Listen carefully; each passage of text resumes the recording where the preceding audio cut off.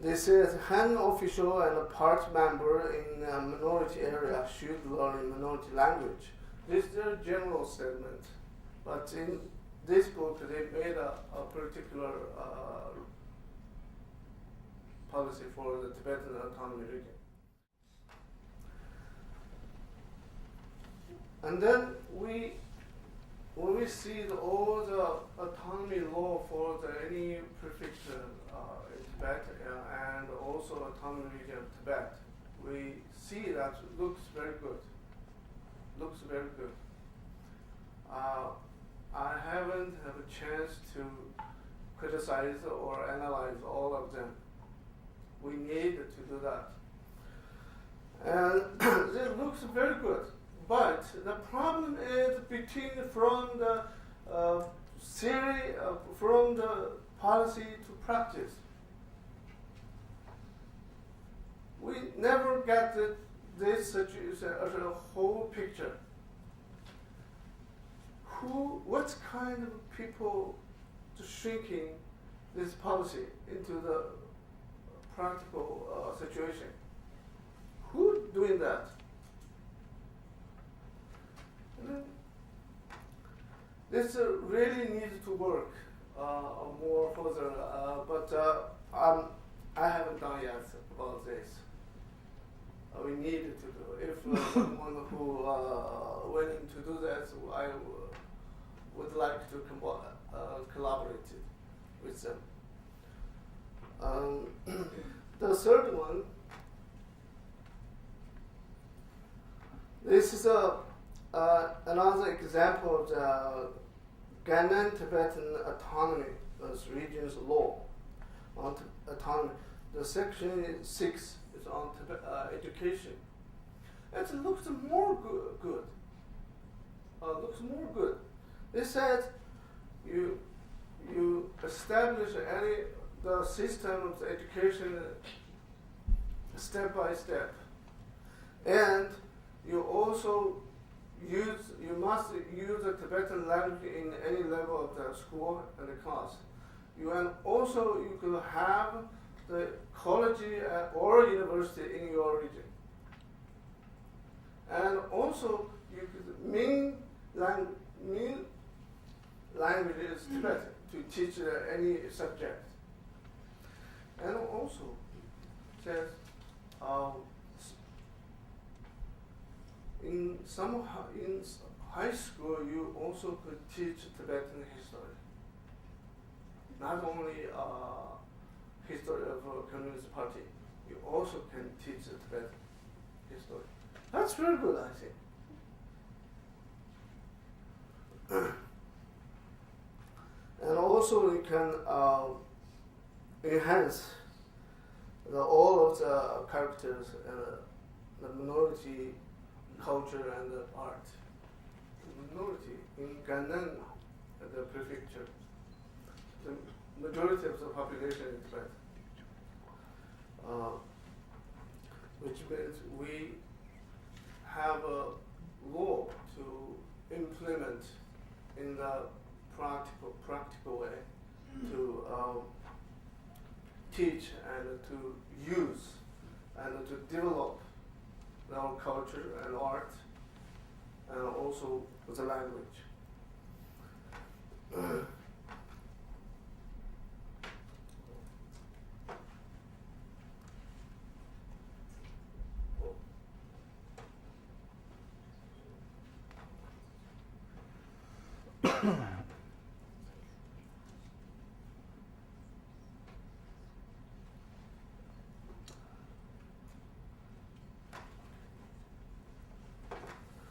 Now it's a reality of Tibetan language using in Tibet. This is my central talk. I divided this into the 4 different categories. One, first, the Tibetan language using in the family. The family,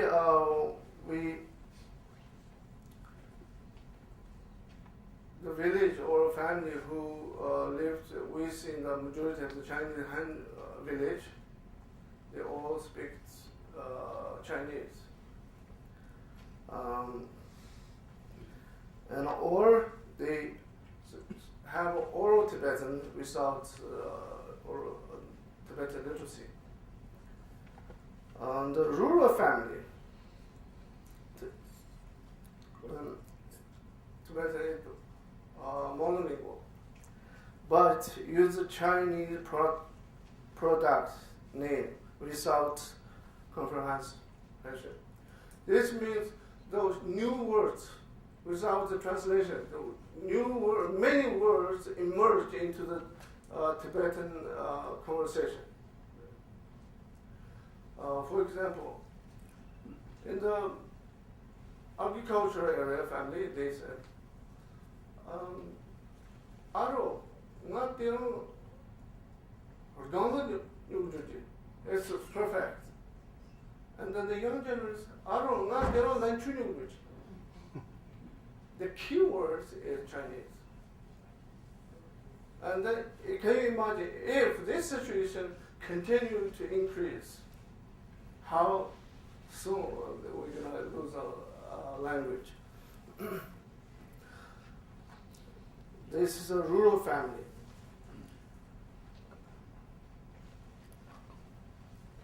The second is Tibetan language in the Tibetan village. That's another. Village leaders. Here's another issue. Village leaders select from university graduates who can't speak Tibetan. For example, 2,000 graduates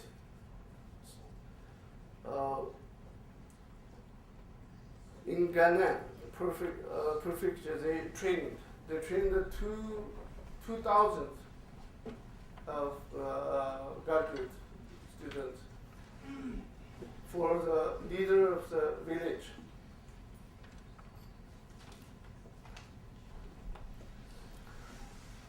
And 1,865 trained in Qinghai.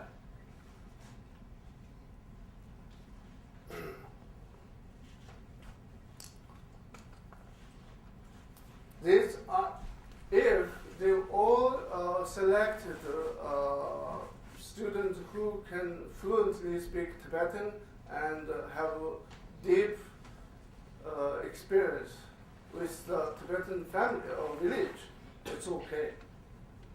But the problem is students who selected by the government in order to send to the village to be a leader. That's what causes misleading the village perspective.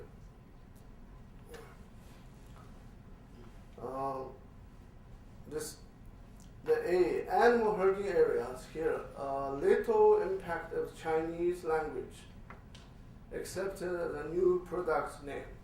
The animal herding area now still have good language environment.